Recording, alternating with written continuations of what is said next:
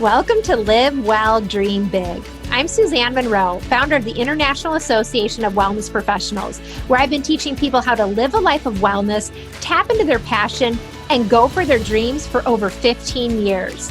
I believe living well and dreaming big starts with ourselves. This podcast will show you how to create a healthy, holistic life, empower your mindset, follow your dreams, and make a big impact. Let's dive in right now. Welcome to Live Well, Dream Big. In today's episode, I'm talking to Dr. Bret Scher, who is a board-certified cardiologist and lipidologist. He's also a functional medicine physician, a certified personal trainer, and the author of a book called Your Best Health Ever, which is what we're going to be talking about today. You know, reading his book, there's so many great gems, and we're going to get into it today, share a lot of gems with you about how you can live your best health ever. But what I really loved about Dr. Scher's approach is that as a cardiologist, his focus is really on preventing and reversing heart disease rather than just putting people on medications and doing surgery.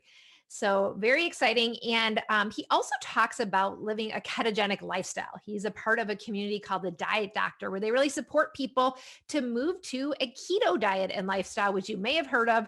We're also going to talk about that today, what exactly it is. It's kind of a buzzword. Should you be doing it? So a lot of great things in this episode. Let's get started. I'm very excited for today's episode. I have a special guest joining me, Dr. Bret Scher. He is a board-certified cardiologist and lipidologist practicing in San Diego, licensed to practice in 7 states. He's the full-time medical director for the Diet Doctor, which is the leading website on living a low-carb and keto lifestyle, where he writes medical blogs, reviews guides, and news stories for medical accuracy, and he hosts the Diet Doctor podcast. His main focus is on preventing and reversing heart disease naturally, rather than putting patients on medication and performing surgery, which I love. And, you know, when he started his own preventative wellness center, he was introduced really to the whole low carb world. And he was a little skeptical at first, but then he was soon convinced by the benefits of a low carb diet. So we're going to talk a little bit about that today. But in Dr. Scher's practice, he's seen many patients suffering from heart disease, and he found there was just a very big overlap with cardiovascular disease, diabetes, metabolic syndrome, and insulin resistance, all really interrelated. And so when he started treating patients who were suffering from heart disease with a low carb diet, he could quickly see signs of improvements and even full reversal in all of these diseases, which is amazing. Dr. Scher has also obtained specialized certifications in functional medicine, nutrition, personal training, behavior modification, and he has his own blog and website at lowcarbcardiologist.com. He's also the author of a book I just finished reading, Your Best Health Ever. Lots of gems in here we'll be talking about today.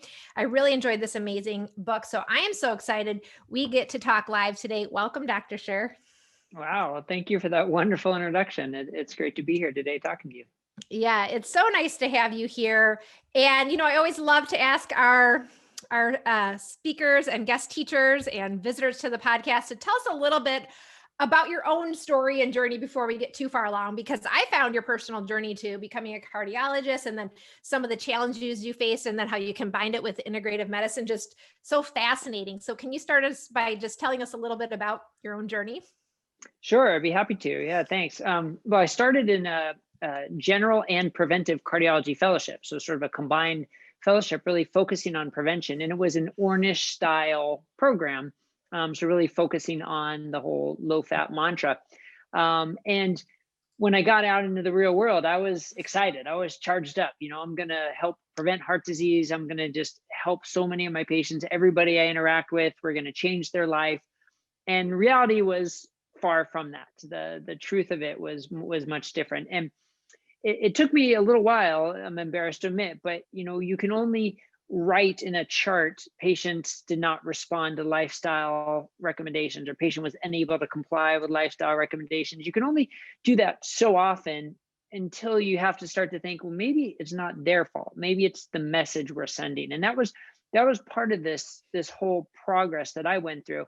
And then also seeing people in the hospital who are real sick, getting stents, having heart attacks, having heart failure.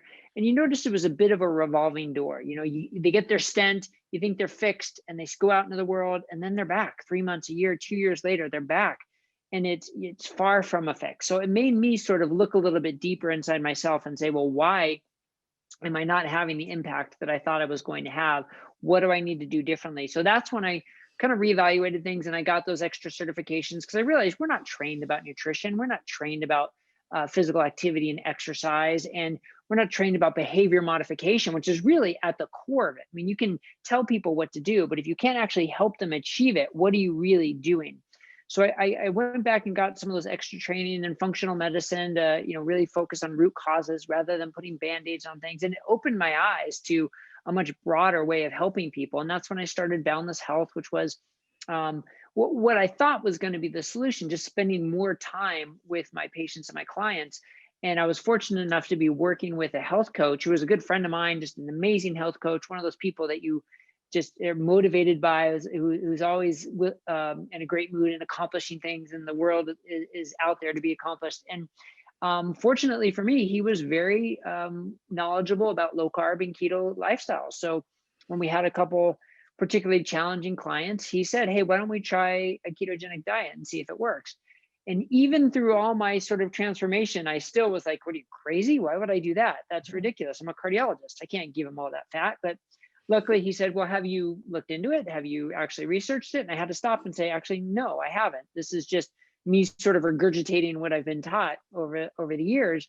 And then once I looked into it, I was kind of floored that not only were there books about it by Dr. Ludwig and Gary Taubes and so forth, but there was actual scientific research going back to the early 2000s about benefits of low carb diets that, as a cardiologist, I'd never been taught in medical school, residency, fellowship. I'd never heard a word about this.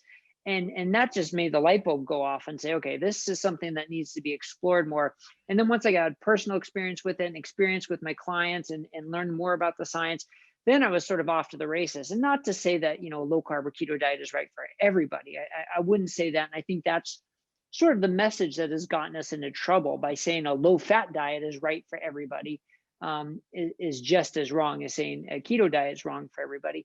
But not even talking about low carb, not even promoting it within our contemporary medical world is just so wrong. So I made it part of my charge to really try and spread the message about how it's an appropriate diet in many situations and how to go about helping patients with it. So that's sort of been my journey. And then as I got into podcasting and making this message more public, that's when I was introduced to Diet Doctor, and I was fortunate enough to join them as their medical director and hosting their podcast, and then also able to maintain a telemedicine preventive cardiology practice at the same time. So it's been a great journey, and I'm so happy to be where I am today, so I can help more individuals transform their health and help clinicians and providers learn how to help their patients and clients as well.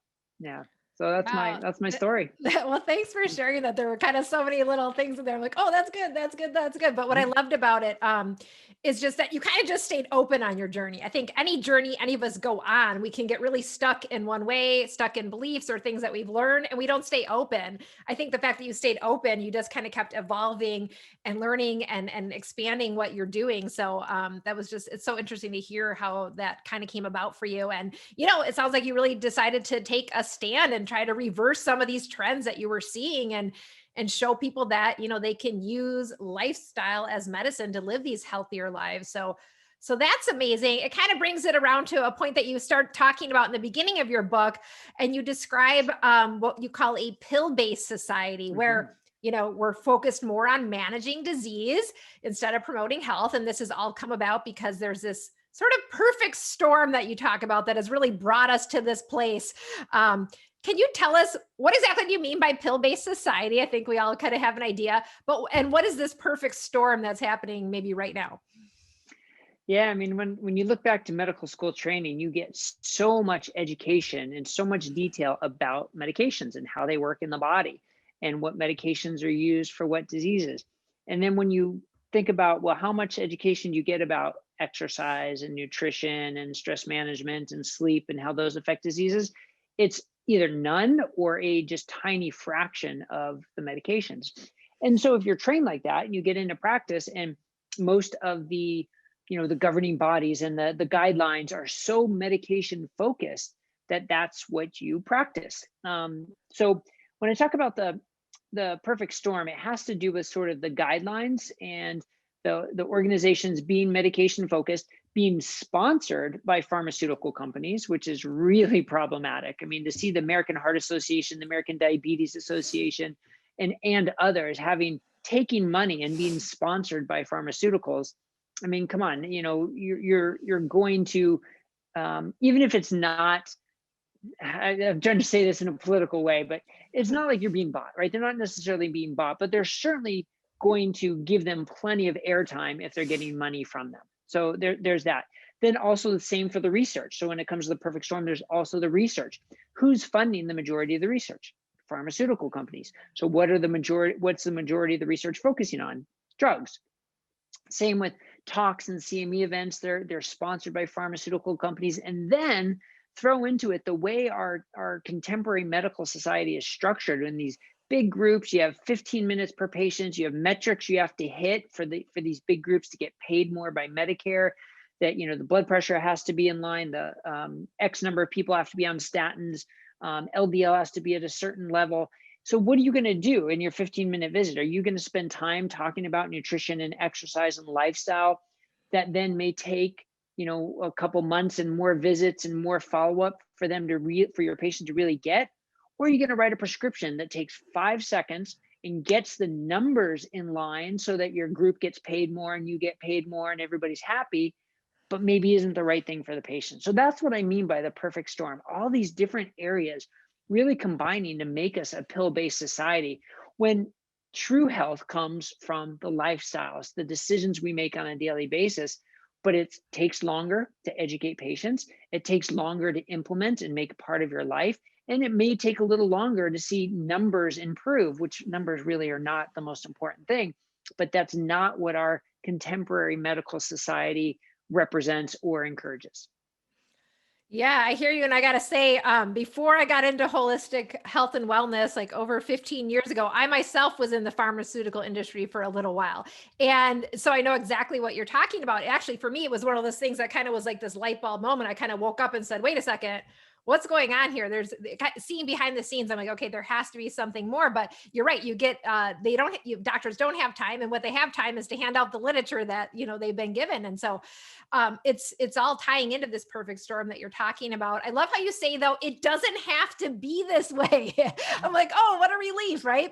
And you talk about how I think it's up to 80% of heart attacks could actually be preventable with lifestyle changes, but we have to start demanding changes too and making our voices heard, right? We can't just say, oh, it's, the doctor's fault or the pharmaceutical. There's so many pieces to it. And I love how you also talked about, there's kind of these three dilemmas that are going on in society. We have the health dilemma, the healthcare industry dilemma, and then the individual health dilemma, where basically we lead these very busy lives, right? And it can be hard as individuals to really focus on our wellness. But you say that we're left with an opportunity with these dilemmas going on. Talk to us a little bit, like, what is that opportunity exactly? Yeah, I'm glad you brought that up. I think that's a great question, because it's easy to talk about the problems, but the only point of talking about the problems is if we're then going to talk about potential solutions, and that's what I see as the opportunity that we have. So it's harder to talk about the opportunity from sort of the healthcare industry, because they're not as vested as, say, the individual. So I think if we start with the opportunity from the individual, and that's what I'm really trying to do at Diet Doctor. The internet, social media, it has taken off as a venue for information. And so one of my jobs and one of my charges is to make sure that it's as reliable and helpful of information as possible, to empower people to be their own best advocate, right? There's an old saying, like, if as a physician, if you want your patient to be healthier more than they want to be healthy, then it's not going to work. The patient needs to become empowered. And I think that's where we're headed, and where the message is headed, that the doctor isn't an end all be all, the medication isn't the end all be all, but there's all this opportunity for you to learn about what true health really is, and how you can be your own best advocate, and how you can take charge and come to your doctor with information, with questions, to be more educated, to help you better on your path. And then the the whole sort of explosion of holistic providers, of functional medicine, of people without the MD after their name, but who are still even more interested in you becoming healthy as an individual. I mean, that's really opened up so many new avenues for people to get better healthcare than maybe they were already getting. So I think that's part of the opportunity that we're seizing, and hopefully will continue to grow. And then as that happens, then I hope, and we should start to see the whole medical institution start to evolve, because it'll be a consumer driven process that they're demanding better care, more care, less emphasis on drugs, more emphasis on prevention. And even if that's not what puts money into the bank accounts of the hospitals, the insurance companies, the providers will hopefully respond, because that's why we're here as doctors, to help people be healthy. We're not here to put money into hospitals and to administrators. We're here to help people get healthier. So that's the trend I see happening. And of course, I'd like it to happen much faster, but that's the opportunity we have, and that a lot of us are taking charge of.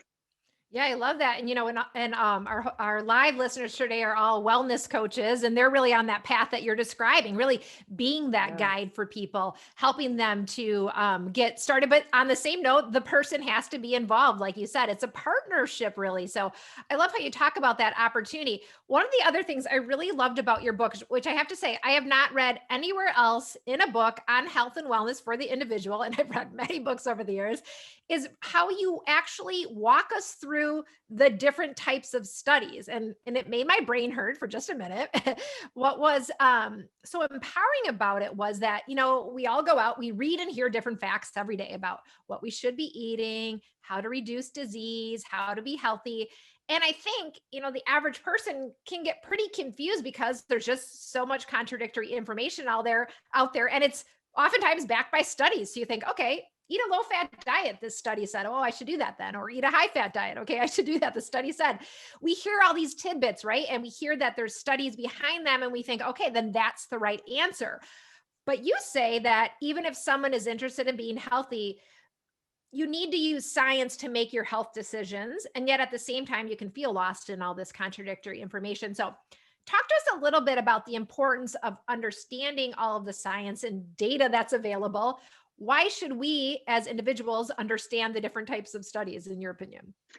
Yeah, and this is a hard topic, because let's face it, not everybody is a scientist. Not everybody's a PhD, right? Not everybody spends their time combing through the medical literature and reading every study.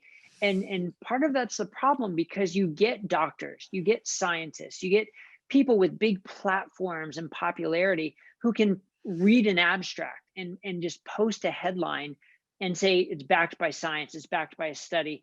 And all of a sudden, so many people accept that as truth and accuracy. But that's such a big part of the problem, because science is not science, studies are not studies, it's not all the same. And that's a lot of what has gotten us into this problem of, fat is bad, meat is bad, eggs are bad. It's based on nutritional epidemiology, which, when it comes down to it, is really the lowest of the low of the quality of science. Doesn't mean it's worthless, doesn't mean we shouldn't pay any attention to it, but to use that to then start making claims, or to devise a dietary guidelines to recommend how the entire country or the entire world should eat based on this low level data. And to put it in perspective, I mean, when you look at how a drug gets approved for by the FDA, or gets approved for usage, if you use this quality of data, you wouldn't even make it in the front door. I mean, you would get laughed out of the FDA. You would say, no, we're not going to approve a drug based on this quality of evidence. But yet that's the same quality of evidence that experts are saying proves something to be the case, or shows that we should eat in a certain way.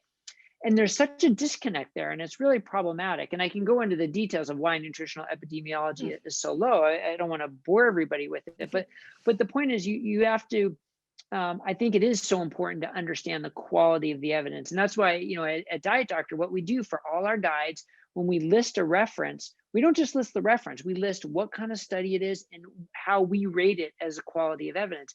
Because one of my main statements I love to say over and over again is the strength of the recommendation has to be matched with the strength of the science.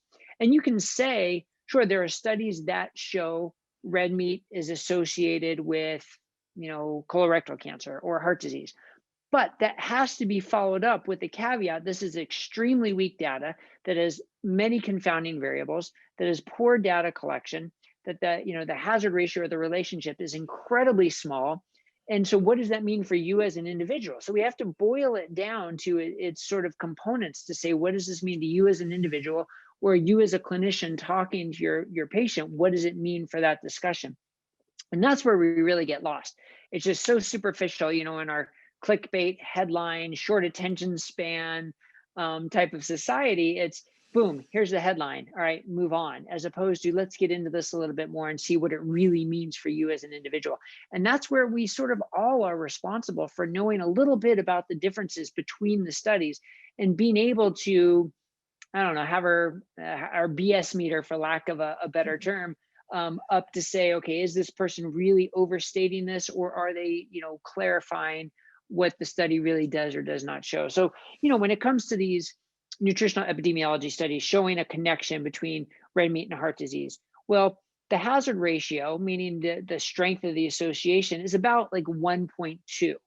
Now, what does that mean, right? To put that in context, when you look at smoking and its relationship to cancer, those are between 15 and 30, not 1.30, but 30.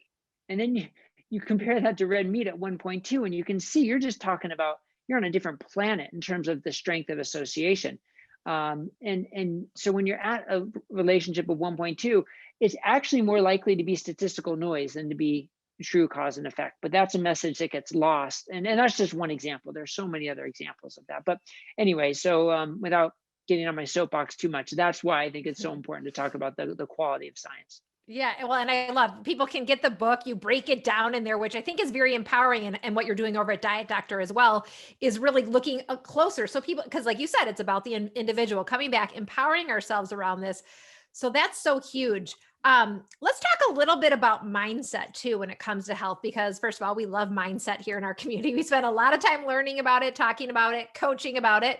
And it's so essential to really have the right mindset if we want to transform our health and our lives.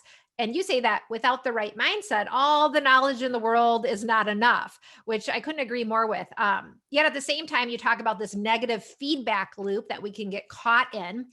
What is this negative feedback loop exactly? How does it impact our mindset and then ultimately our health?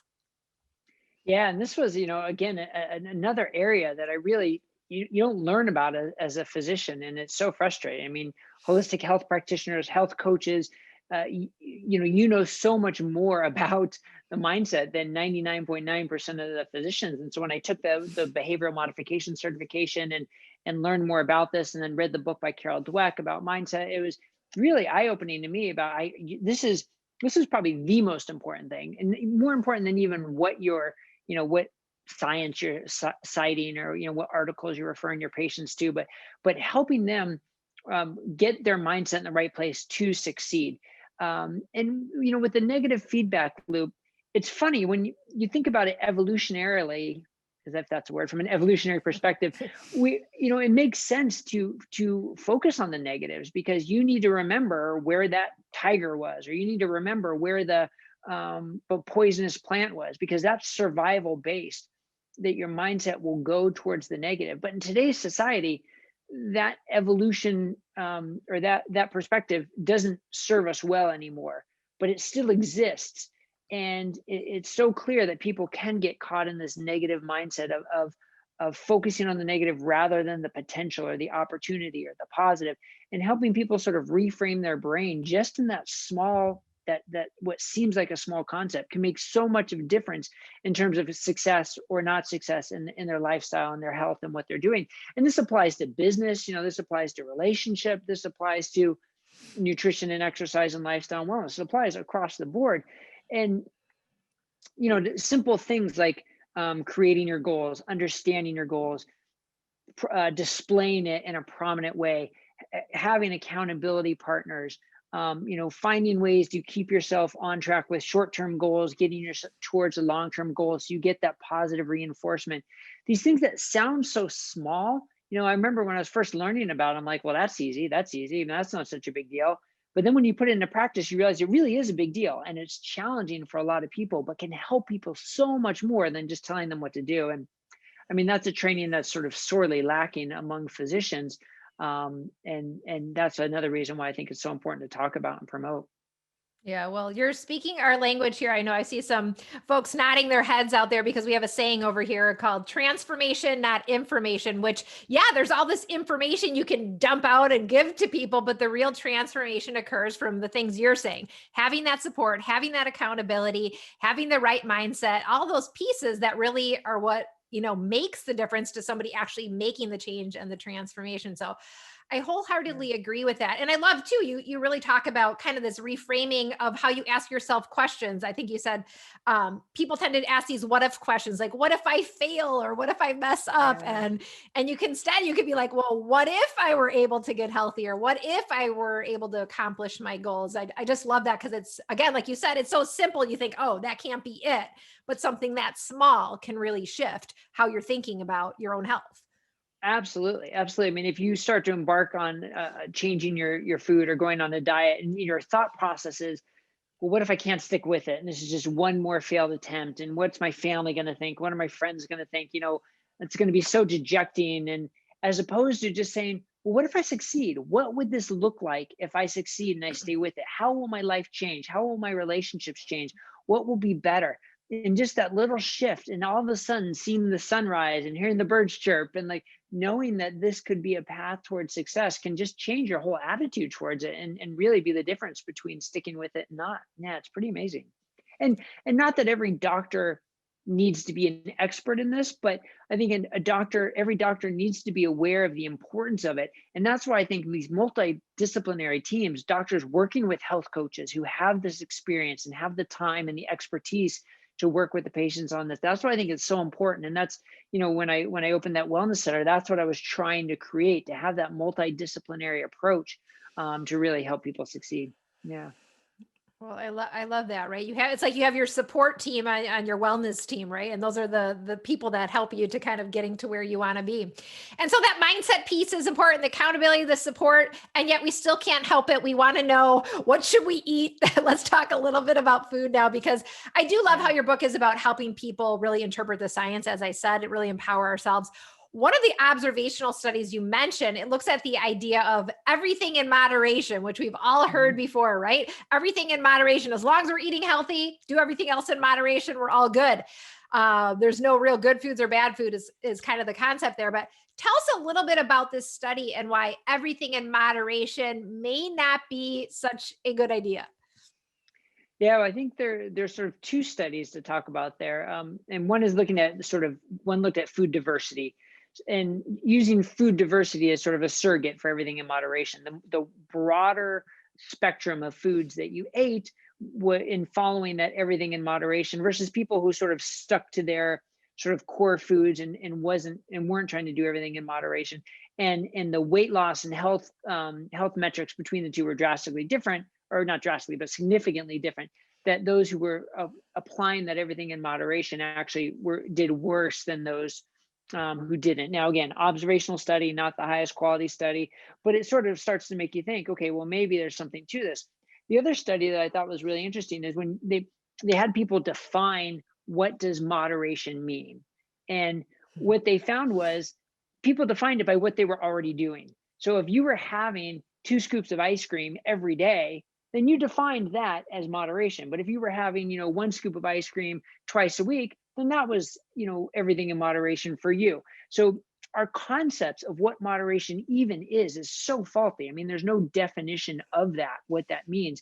And so to expect people to just understand that and say everything in moderation, and expect someone to get that and put it into practice, it isn't going to work. And it's hard to make a case for sodas in moderation and donuts in moderation, and foods that have basically no nutritional value, and very high energy density, very high caloric value, and foods that make it hard to stop at one, right? The old, I'm blanking on the potato chip, but you can't eat just one, Right. and it's scientifically engineered so you can't eat just one. it hits the dopamine center in our brain. So to expect someone to be able to, you know, restrain themselves at moderation when science is clearly working against them for that is just a faulty premise and isn't going to work well. So that's definitely the problem with everything in moderation. So as much as it's nice to say there are no good foods and bad foods, let's face it, there are. The foods that combine carbs and fat together, that are made in a factory, that are designed to be hyper palatable, that have basically no nutritional benefit, those are bad foods. Those are definitely bad foods because they don't provide anything beneficial, and they are very difficult to limit, and they start many people on a spiral to overeating, over consuming calories that you don't need. So there's a place for enjoyment. I mean, it's not to say we have to all eat chicken breasts and cottage cheese and that's it, right? Like that's going to be a miserable existence. So there's a place for enjoyment, but everybody's got to learn their own triggers of what they can add for enjoyment, that doesn't send you on a spiral. And that's what a lot of these chemically designed, industrial designed, hyperpalatable foods do. Well, that makes sense. So that's kind of the bad food side of the spectrum. The good food, you say that over the decades, one truth has held steady in scientific literature, no matter what diet or lifestyle you're looking at: vegetables. Vegetable consumption seems to be associated with better health. And even if you don't understand the studies or you don't do anything else, it sounds like pretty much everybody agrees eating more vegetables is a good idea. What are your thoughts on that? How many vegetables should we be eating? Should those be in moderation, or can we eat as many as we want? And are certain ones better than others? Yeah. So, the first thing about that is we frequently talk about fruits and vegetables as if it's one thing. It's one word, fruits and vegetables. It's Yeah. one, but it's so important, I think, to disassociate those. And fruits and vegetables are very different things. And they're when you look at vegetables, they are, especially the high fiber ones, the above ground vegetables versus the below ground vegetables, is an important differentiation, because the above ground vegetables are going to be higher fiber, lower carbs, and have a very good nutrient per calorie ratio, basically, because that's what you want. You want to get the most nutrients you can get for the least amount of energy or calories, and vegetables are perfect for that. They help you add volume to your food, which help the stretch receptors in your stomach to help you feel full. The fiber can slow the absorption of carbohydrates in your body. So they have lots of mechanistic reasons for why they can be beneficial. And then, epidemiology studies across the board show that populations that tend to eat more vegetables tend to be healthier. Those are of course problematic studies in general, but there are really no studies to the opposite. And that's the other point to make. When you have epidemiology studies on both sides of the equation, you can say, okay, the difference is probably pretty small. But when it comes to vegetables, it's pretty much all one-sided information. Now, there are some people who do not tolerate vegetables. There's no question, whether it's a gut problem. Some people are more sensitive to them, and they maybe they need to completely avoid vegetables or only eat certain ones. That's fine for them. But as a general rule, when they're in a field like nutrition, when there are very few rules that actually apply to the majority of the people, I think that might be one of them. And again, it doesn't mean that all root vegetables are also evil and need to be avoided. It just means if you're going to prioritize, I frequently recommend prioritizing the above ground vegetables because of their fiber content and their lower carb content and their nutrient density compared to the energy density. But I still love some, parsnips and deep beets and sweet potatoes on occasion as well. If that's the worst thing you're doing, then you're still doing pretty well. Well, I love you made that really simple, right? Because sometimes we get caught out like above ground, below ground. Okay, that's an easy thing you can remember, right? So that's a great little tip. Let's circle back to meat. We just touched on it briefly before because there's so much contradictory information when it comes to, let's say, animal protein. On one hand, we hear focus on protein, right? On the other hand, we hear have a plant-based diet. We should eliminate protein for various reasons. Or animal protein at least. Let's talk a little bit about this because some of the thinking is that, animal protein causes elevated cholesterol. It contains saturated fat, which you touched on before. Can you just walk us through, in your perspective, what has happened kind of with saturated fat and cholesterol theories over the years? I think people are kind of confused on this. I know I was. Yeah, and that's been a windy road. I mean, Yeah. starting back in like the 50s and the 60s, everybody's heard of Ansel Keys, I'm sure, and his, associative studies that the countries that he studied that ate more saturated fat had higher cholesterol and higher heart disease. But again, incredibly poor quality science, not meant to really make any decisions out of. And since then, the similar studies, I mean, study after study after study using the same poor quality methods shows a very weak association between eating meat and having, either dying early or having heart disease or developing diabetes.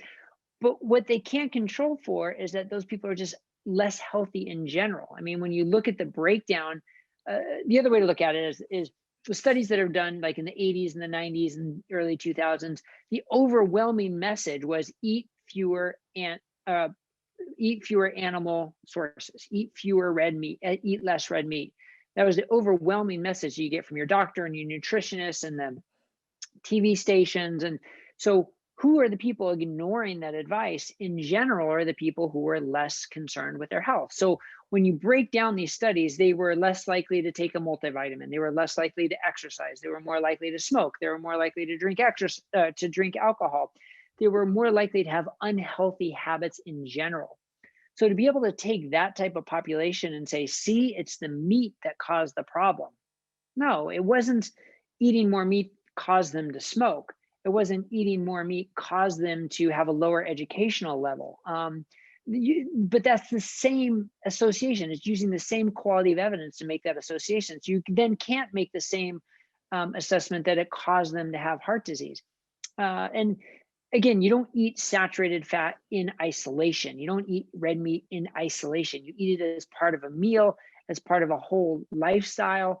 And that's where it's so hard to tease out. So compare, the person who eats a huge plate of spaghetti with a meat sauce and unlimited breadsticks and, eats 1,000 calories more than their body needs versus someone who has, 6 ounces of a ribeye with, broccoli and cauliflower and carrots and green beans and olive oil, right? Those are both going to be considered saturated fat or considered red meat in those studies. They're going to be considered exactly the same, but how your body sees that is going to be completely different. So that's what's really gotten us into this whole mess to vilify red meat in animal products. And the same as if you look at protein in general, protein and longevity, there's concern that too much protein stimulates mTOR, and in flies and rats and mice,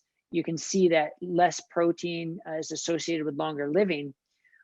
But the problem is flies and rats and mice, you're not worried about whether it's Alzheimer's or bone health or muscle mass or independence as you get older, or sarcopenia and frailty as you age. But we as people do need to worry about that. So the same evidence isn't going to apply for us. So in those settings, protein's actually really important, that we get enough protein to have muscle mass, to have strong bones. And higher protein diets have been shown to improve metabolic health and type 2 diabetes and improve weight loss. So protein is actually really important. And you need to focus on the higher quality studies to realize that more protein is probably better than less protein for the majority of people. And the source of protein, whether it's animal or plant-based, isn't going to make a difference for longevity when it's coupled with a healthy lifestyle. So I think those are the main take-home points that we really need to focus on when we're talking about animals versus plants. Not that there's anything wrong with plant protein. I mean, people frequently say, well, they're not complete proteins, as if that's like the end all be all. So you shouldn't be eating plant proteins. Well, you can get complete proteins by combining different plant proteins. That's not that hard. It comes with higher carbohydrates than animal proteins. But again, if you're not particularly following a very low carb diet, then that's okay. Your absorption of plant protein is less than animal protein. Okay, so you eat a little bit more of the plant protein. So it's not to say anything's wrong with plant protein, but to turn around and say that things are wrong with animal protein based on this incredibly weak science, that's problematic. So that's sort of my summary of how I see protein fitting into healthy lifestyles. Yeah, well, and it's interesting because I think from all that, and you talk about this in the book too, not only do we have some of these studies that were not very well backed, but then somehow in our own mind, as we took this information and we were kind of taught this information, we thought that dietary fat and body fat were the same thing. It was like, don't eat fat or you'll get fat, or same thing with cholesterol, Right. like, don't eat cholesterol type foods because now you will have plaques and clog your arteries. But you say that dietary sources are completely different than what happens is how we call them and name them in the body actually. Is that accurate? Yeah, it's actually unfortunate that they're sort of named the same thing. It's Mhm. really unfortunate because let's face it, as people and as, clinicians, and we like to frame a nice tight package and a nice clean story. Oh, so if you eat fat, you get fat. If you eat fat, you get fat in your arteries. If you eat cholesterol, you get dangerously high cholesterol levels. Seems to make complete sense, except that it's completely wrong. That's the only problem. And, um, if you overeat calories and have a combined high carbohydrate, high fat diet with poor lifestyles, yes, you are going to be less healthy. But that doesn't mean it's a cause and effect relationship. And a keto diet is the perfect example of that. I mean, people eating 70, 80% of their calories from fat with a high proportion of animal fats are losing weight, improving their diabetes, improving their metabolic health, lowering their cardiovascular risk factors, getting into better overall health. I mean, if that doesn't show you that one doesn't equal the other, then nothing will. I mean, that's just such a clear example of how you can absolutely eat high fat diets, very high animal proteins, very high cholesterol diets, and improve the majority of your health markers. Now, some people do see a rise in their LDL cholesterol, and that's sort of a different subject that we can talk about because that's very different than other rises in LDL cholesterol and needs to be sort of considered very uniquely. But the concept in general of just saying you eat fat, you get fat, totally wrong. And now I think we're starting to learn that. There have been a number of books written about it. There are so many, websites and blogs and articles and videos devoted to this now that hopefully people are starting to get that it's not that simplistic, that our bodies, aren't like toasters. You put something in, you get something out. They're much more complex and intricate than that. Yeah, I mean, that makes sense. And I have to say this recently on the podcast, we've had some other nutrition and health experts joining us and partially because I thought it'd be fun to have some opposing views, not to peg you against one each other, but just really for people to say, okay, here's all these different perspectives. And I promised I would ask each of the experts kind of the same thing in reverse about the experts. So here it is. What do you say to experts who promote a plant-based diet as the only way of being healthy or preventing heart disease? Yeah. Oof, there's no only way. I mean, that is absolutely the take home that I think is so hard to argue with. There is no only way. Can people live a very healthy lifestyle and reduce their cardiovascular risk factors and improve their cardiac health on a plant-based diet? Absolutely, no question about it. Can they do it on a keto diet or even a carnivore diet? Absolutely, no question about it. Can they do it on Mediterranean diet or anything in between? Absolutely. But what are the overall principles? Well, you don't overeat calories. You don't combine carbs and fat together in hyperpalatable foods. Um, and you live otherwise healthy lifestyles. Now, the part of the problem, though, with the plant-based communities saying that their diets have been proven to reverse heart disease is, again, comes down to the quality of the science. So, the Dean Ornish's study that was sort of the poster child for low fat diets and plant-based diets reversing heart disease. Well, it wasn't a diet study. It was a comprehensive lifestyle intervention study. They went through stress reduction techniques. They um, increased their physical activities. They had social connections. They were monitored very closely with behavioral modifications and their physicians following them closely, and they ate a low fat, predominantly plant based diet. But it was all of those components together. So to say that the plant based diet caused it, you cannot say at all. You can say it was part of the components. Absolutely. You can say that, but you can't say it caused it. And then also you get into how they measured reversal of heart disease by a percent diameter stenosis change, which is really outdated and nobody would use that metric anymore because it's a very unreliable metric to use for outcomes. So there are definitely problems with it. But again, it's how you phrase it, right? To say this proves plant-based is the only diet. Absolutely not. But to say this proves that plant-based can be part of a healthy lifestyle that can improve cardiovascular health. Absolutely. So it all depends on how you phrase it, I think. So I wouldn't knock them to say, no, you can't eat plant-based. Plant-based is dangerous. Of course not, but it's also not the only way. Well, and I think that's refreshing for a lot of people to hear as they're kind of sorting through all the information. There are so many buzzwords out there and headlines, as you said before. And of course, one of the buzzwords today is keto diets. Let's get into a ketogenic diet and lifestyle. I mean, first of all, is this just a fad, or should we start Mhm. really learning to think more about fats and focus on fats? What Tell us a little bit more about it. Yeah, I mean, it's definitely not just a fad. When you see the evidence of how well a ketogenic diet can treat metabolic syndrome, type 2 diabetes, how it can stimulate weight loss, and how it can improve people's health in general, it's definitely not a fad. But at the same time, it's not for everybody, right? It's not the one solution for everybody.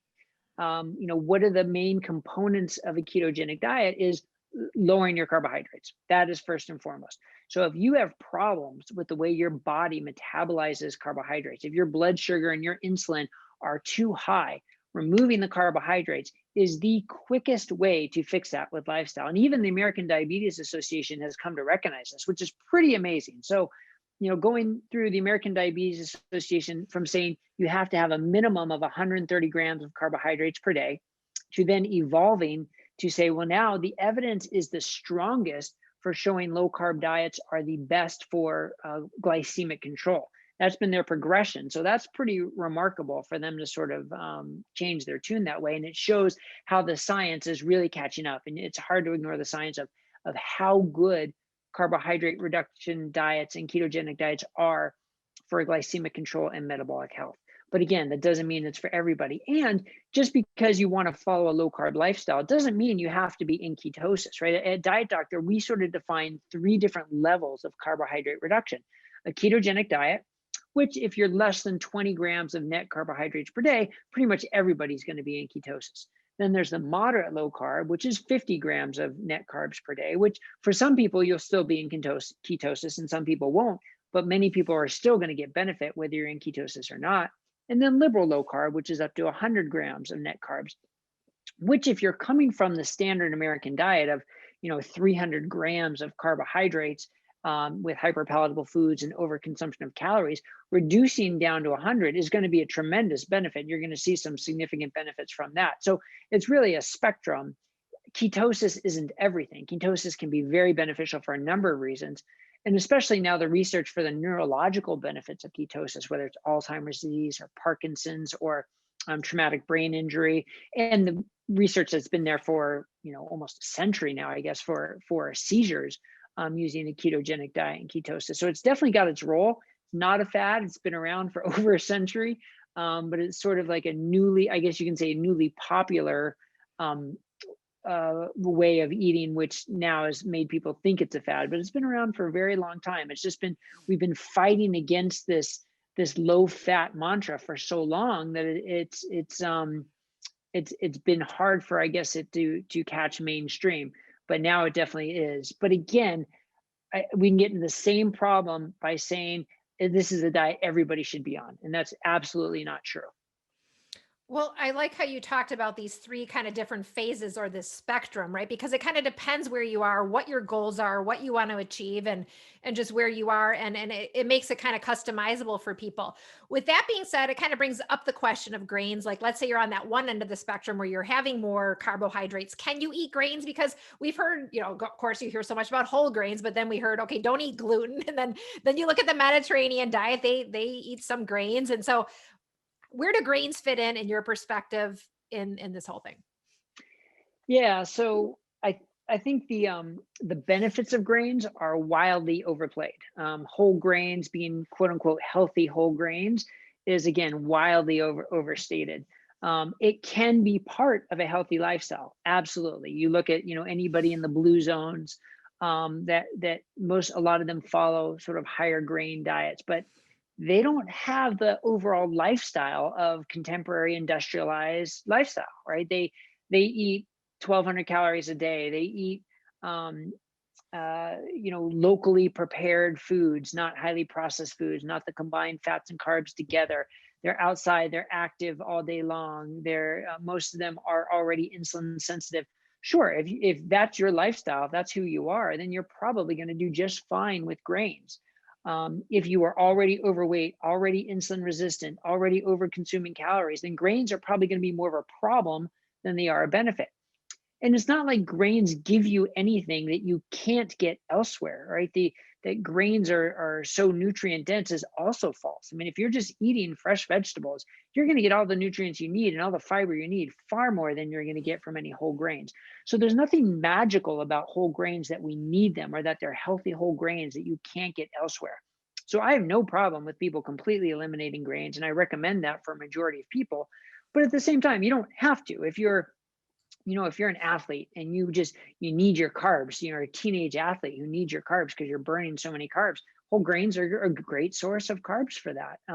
So grains have their place. And then of course, with gluten in general, some people are gluten sensitive. There's the people who are clearly gluten sensitive who have celiac disease, who absolutely need to avoid it because it just spirals negative health consequences.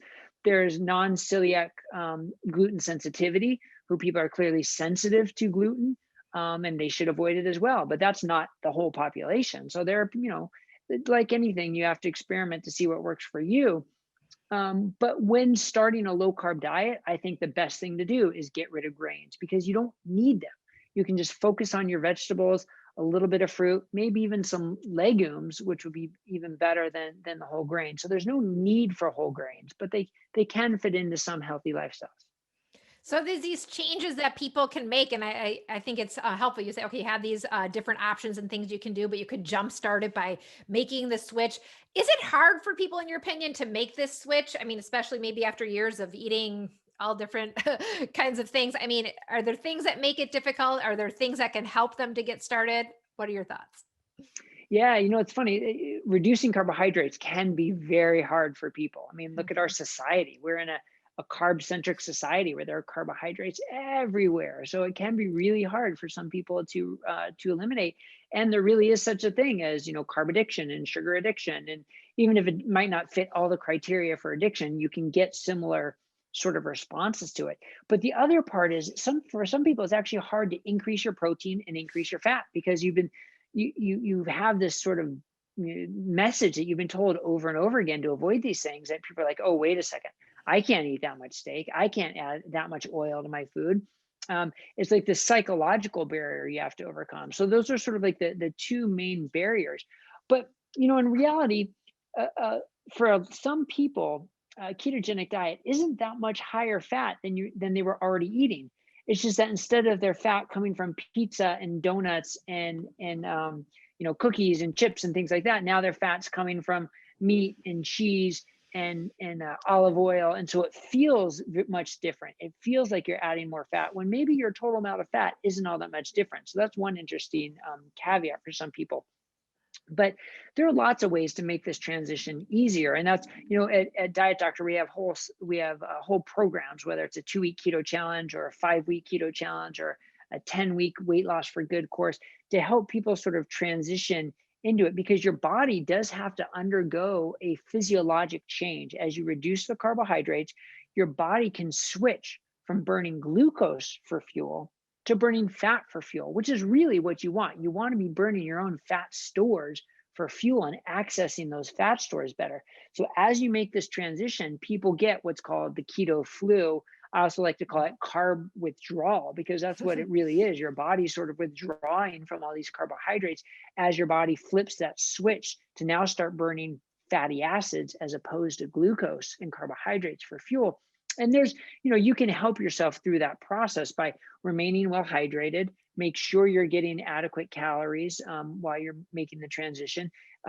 Supplementing with electrolytes, because your body goes through what's called natriuresis. You start wasting more sodium and more electrolytes as your insulin levels lower, and you lower your carbohydrates and you're mobilizing your glycogen. So little tips like that, simply just remaining hydrated and supplementing with electrolytes, can really help that transition. And it can last for a couple of days to maybe 2 weeks in some people, but it is short lived. and how quickly you make the transition and how high your carbohydrate intake was before can also sort of inform how rigorous that transition is. But um, if you're unprepared for it, a lot of people will say, wow, I felt awful, I give up. But if you're prepared for it, it's actually very manageable. And then most people start to realize you feel a lot better than they did before. Yeah. Well, and I like how you guys provide the different types of support programs depending based on where people are, if they need a shorter one or a longer one, because then you're not going it alone. Okay, you can be prepared. You know what's going to happen. You have the support. That's so huge on the journey to really making any change. So that's fantastic. Are there any mistakes that people could make when doing this? I mean, can they overdo the fats or things or missteps that they could make if they were to make this change? Yeah, that's a great question. And absolutely, your question about can people overdo the fat? They absolutely can. So, it's called a low carb, high fat diet, right? Which what is missing there? Well, protein's missing. So, Right. one mistake is that people can just say, I reduce the carbs, eat as much fat as I want, and kind of forget about protein just because of this sort of the mantra that you hear: low carb, high fat, low carb, high fat. So that's the first mistake. If you're eating, say, 5% carbohydrates and 10% protein and 85% fat, that's probably not the best formulated ketogenic diet. And that's when you're chugging your butter coffee and eating your fat bombs. And these also don't necessarily have a lot of nutrients. So you still want to get the maximum amount of nutrients and the minimum amount of calories that still helps you feel full. So for people like that, I tend to say, well, let's get the protein up to 30%, lower the fat to maybe 65%. Now you're in a better balance. And of course, as long as you're focusing on mostly whole foods and the plate, butter coffee and fat bombs, and they have a role if you absolutely need more calories, if you find yourself hungry all the time, if you need sort of a bridge as you're starting, okay, those things have a role. But to become the cornerstone of a low carb diet, that's problematic because the cornerstone of a low carb diet is first reducing your carbohydrates. It's not that there's magic to eating more fat. The magic is reducing your carbohydrates, then making sure you're getting adequate nutrition and adequate protein, which is so important. And then making sure your nutrition is also coming from fiber filled vegetables, as long as you're okay with vegetables, then adding the fat to make sure you enjoy your food, but not adding fat purposely because more fat's good, more fat's good. You can either be burning the fat you eat or the fat that you store in your body. And the more fat you eat, the less you're going to store in your body. So that's why I think it is sort of important to regulate the amount of fat. It's not just carte blanche, eat absolutely as much fat, purposely add tons of fat. It's make sure you're lowering your carbs, make sure you're getting adequate protein, then add enough fat either for calories or for hunger, but mostly for taste to make sure that you're also burning your own fat stores. So I think that is one of the problems people can fall into. And look, there are so many good keto treats out there. Now with erythritol and allulose and stevia, you can really sweeten things up and use almond flour and coconut oil and make these keto treats. It can be really easy to now replace your high carb hyperpalatable foods with high fat hyperpalatable foods. And why that might be a little bit better, it's still not ideal. You still want to try and avoid the hyperpalatable foods. And nuts and cheese are another perfect example and a trap that I have fallen into many, many times. I mean, for me, nuts and cheese are like my candy now, and I can just go to town on those. And many of my patients are the same way. You start with a little bit, a handful of nuts as a snack, and before you know it, you're like 4 or 5 handfuls in. Though that's hyper palatable foods that just taste so good, that are hard to control, that add excess calories that you might not need. So those are some other traps people can fall into with low carb diets. That kind of brings us full circle back to everything in moderation. It may not work, right? That's interesting. I'm glad you brought up that point. I think it's such a huge point with any lifestyle change that you're making. Like you can just lean into kind of the mantra, as you said, and really forget about the whole natural foods that you need to be eating. And so it's interesting that that can happen with this lifestyle as well. It sounds like anybody can move to this. It can be healthy for a wide variety of people. Do you really recommend that someone get support, or can anybody just kind of start with the keto lifestyle? Yeah, it's a good question. I think everybody should be prepared, right? And so Yep. that's a lot of what we try and do at Diet Doctor is provide information to get people prepared to know what to expect. The other thing is, I mean, there's certain populations either shouldn't do it or should be very careful with it. Certainly anybody who's on medications for type 2 diabetes. And this is where a ketogenic diet is sort of a victim of its own success. It's so successful at regulating blood sugar and lowering blood sugar that if you are on diabetes medications and you just start a ketogenic diet on your own without adjusting your medications, you could be at risk for very dangerously low levels of blood sugar. So if you're on medications, you should definitely be working with your physician, your healthcare provider, someone who understands low carb diets and diabetes medications to help you regulate those medications because it can be very dangerous. That's how good it is at lowering blood sugar and regulating blood sugar. So that's one. Women who are breastfeeding, there have been reports of ketoacidosis, which is a very dangerous elevation of your ketone levels for women who are breastfeeding. They probably shouldn't start on a ketogenic diet. And there are other certain subsets that maybe need to be concerned about it. But for the overall general person who's just looking to improve their health, lose some weight, not on medications, doesn't have specific situations, then yeah, starting the ketogenic diet is usually not a problem for the vast majority of those people. But I do think it's important to be prepared and learn about it, read about it, so you know what you're getting into and know some of the tips of how to make it easier on yourself too. And so again, that's a lot of the information we provide at Diet Doctor. I'm so glad the Diet Doctor community is there for people who want to get tips and support instead of just kind of going it alone. They can make that transition with the support and all the science and things that you guys provide. I think it's fantastic. We've talked so much today about food, the food part. I mean, in your book, you also talk about, exercise, mindset, lifestyle, finding our purpose, so many other aspects. That's why I highly recommend your book as well. We can't just look at one area of health and wellness and think that's the whole picture. So I encourage people to get the book. We'll be providing the link below the episode, as well as visiting the Diet Doctor community. I want to switch gears right now, Dr. Scher, and just take a moment. We're going to go live to our holistic wellness coaches who are here joining us. Open up for what we call our talk back section before we officially sign off today. I appreciate all the time you spent with us, but I'd love to hear from anybody out there today who has a question for Dr. Scher. Any breakthroughs today coming on this special event?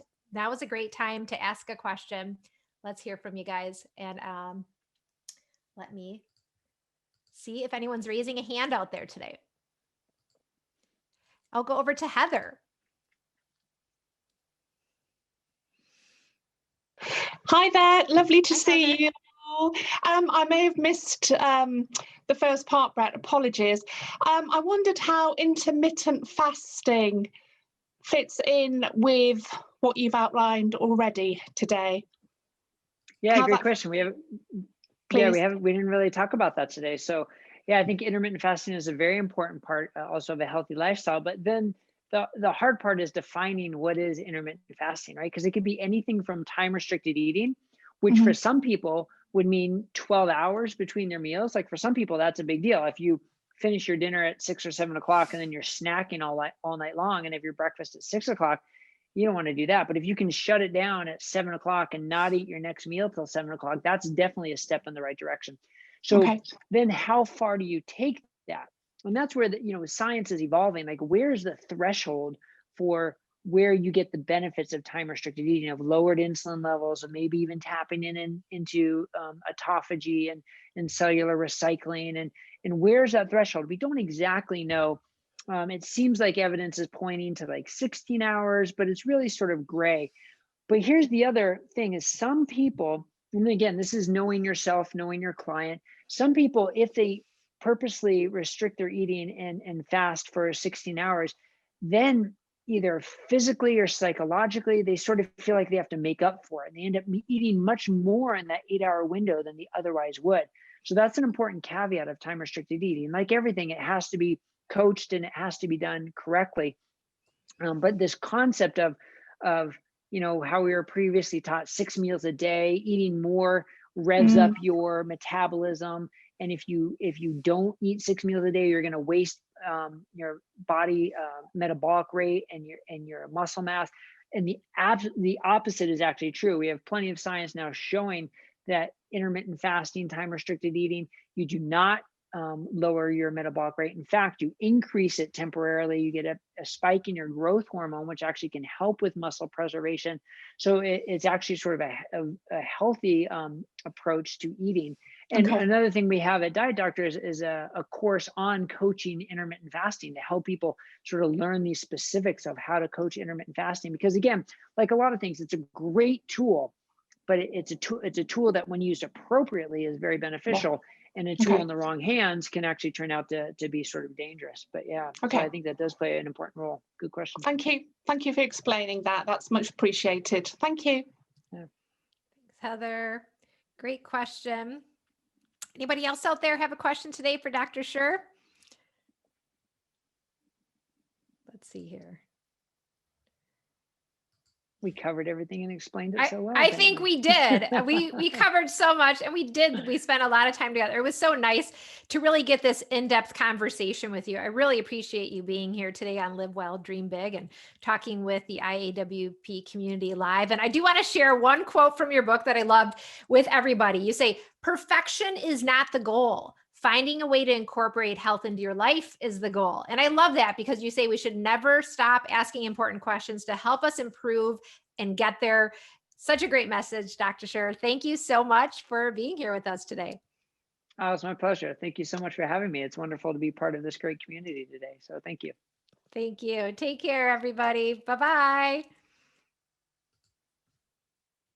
Thank you for joining me for today's episode of Live Well, Dream Big. I hope you enjoyed today's conversation, and I want to invite you to take your next step toward living well and dreaming big by downloading the Live Well, Dream Big lifestyle book. It's the ultimate guide to becoming your best self and living life on your own terms.